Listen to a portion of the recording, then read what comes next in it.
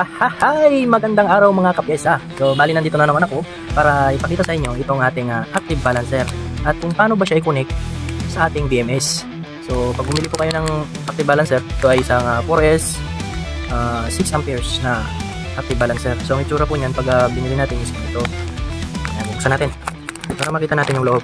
So binuksan niyo po siya, naka-dismantle pa siya. Ito yung kanyang plastic connector. Okay, so ito yung kanyang wires.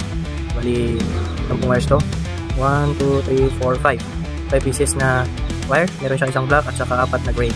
Then ito po yung itsura ng ating active balancer. Okay, so meron din po siyang stand. Ito yung nilalagay dito sa mga butas. 4 po ito. So nandun yung dalawa sa loob. So bali, papakita ko ngayon kung paano ko po siya i-connect sa ating BMS. So pag meron na po kayo nito, unahin nyo pong ikabit is yung kanyang negative. So itong connector na to, isa lang po yung direksyon na pagpasok nito. So malalaman po natin kung saan po natin dito ipapasok yung ating negative. So pagpapasok po natin ito, laging ganito lang po siya. Meron naman po siyang guide. Hindi siya pwedeng pumasok ng pagganito.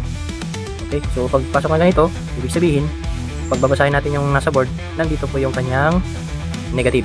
So dito po natin unang ipapasok yung kulay itim na wire. So ang ginawa ko, meron po ako ditong BMS.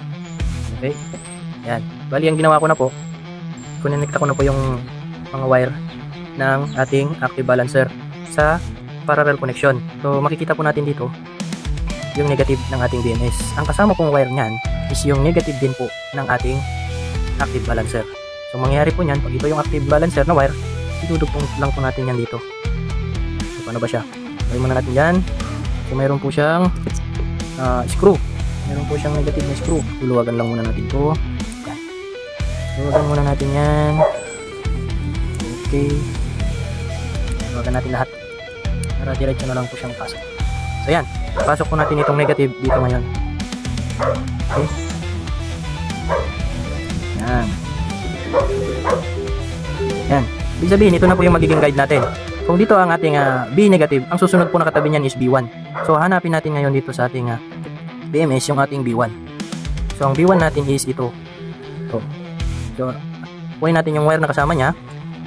Then yun na po yung isapasok natin dito sa ating B1, katabi ng B negative ng ating active balancer. Okay, then next is yung ating B2.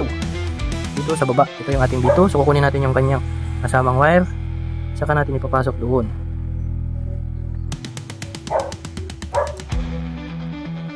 Okay, so next po is yung ating B3. So nandito po ang ating B3. Kunin natin yung kasama niyang wire. Yan, pasok natin doon. Okay, so ang last po natin is yung ating B positive. So ito po yung ating B positive, sa pinakadulo na po siya. Yan, tapos na po yung ating pagkukonekta ng ating active balancer at ng ating BMS sa pamamagitan ng tinatawag na parallel connection. So nakaparallel na po yan. Bali nilagyan ko lang po siya ng ganito para madali po siyang ikabit doon sa ating battery pack na may mga screw. So yan lamang po, maraming salamat.